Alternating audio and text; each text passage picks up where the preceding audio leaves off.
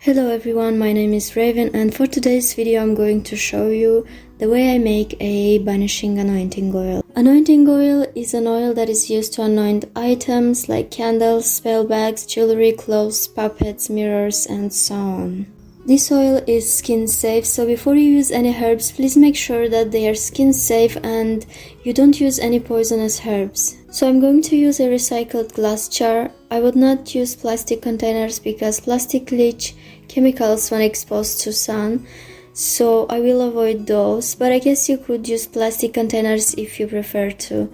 Please use a container with a tight lid so that the oil is safe inside the jar. Cork lids will absorb the oil, so I wouldn't recommend using them either. So I'm going to start by cleansing everything. I have a white protection candle that is burning already because today I'm doing 5 videos and I will continue using that to make sure that no negative energy is going to interfere with my working. And the reason that it's white, because I'm using it for both cleansing and protection. I will start by adding Mullein Flowers, that is really great for banishing.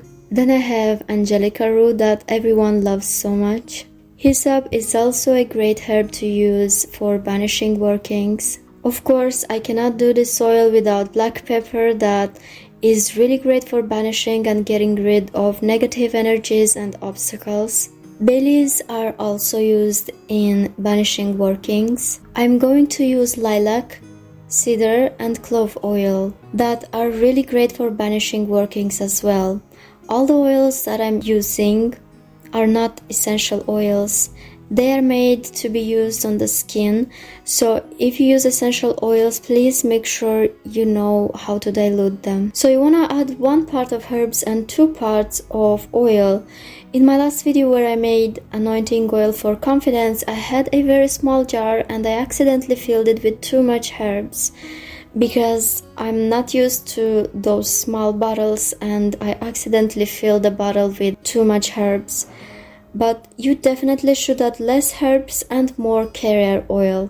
Essential oils are very concentrated and are not safe for the skin if used undiluted. Then I'm going to fill my jar with carrier oil, and you can use whatever oil you have available.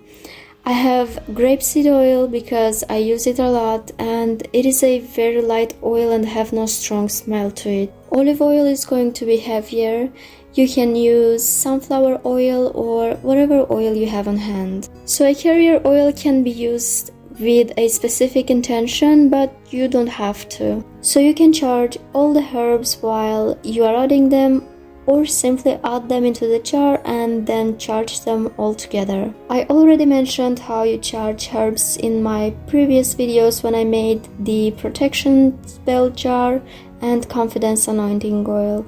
So you can then write a petition and place under your jar and light a black candle on top of the jar as an offering if you're working with spirits or deities. Or you can simply carve banishing sigils on the candle, or charge it with your intention and let it burn to add even more intention to your anointing oil.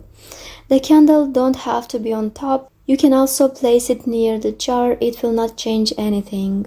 So you can let the oil sit 2 to 3 weeks in a cool place, and after that you can take the herbs out and just use the oil, or leave the herbs inside if you are like me and you like the way they look. So that's it for this video. If you would like to see more witchcraft content, please don't forget to subscribe to join our small family.